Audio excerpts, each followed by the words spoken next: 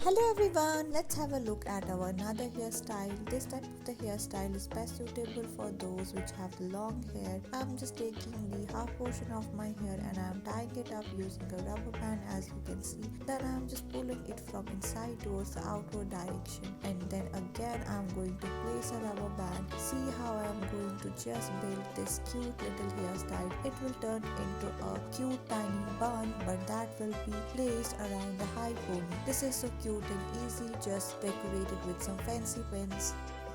We will now see our another hairstyle. It's just inspired from the tiara look that we place around our heads. This is best suitable for the small kids who just love the tiara type looks. This is very easy and it's very simple. You may require some of the hairpins for this one so that it will look perfect. You can just decorate it using some of the pins that are flower printed. This is very easy and nice. Just give it a try. It's so cool and it's best suitable with the medium length as well as the long hair length. This looks so perfect. And then using the rubber band, I am just tying these together. See how perfectly we are able to create this look.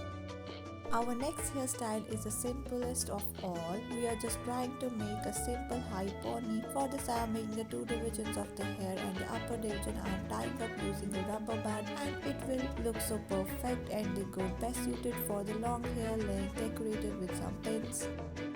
Let's have a look for our another hairstyle. I'm just going to take some of the hair and I'm just tying it up into a classical ponytail. Then I am going to take another rubber band and I am going to tie my ponytail at the middle portion, like here you can see. Then with the help of this different type of the band, you are just going to twist it towards the inner portion, and then you will squeeze it from the left and the right side. It will get converted into a classical circular bun. This is so simple and it's very easy. It's also very less time consuming. Just give it a try. Decorate it with some fancy pins.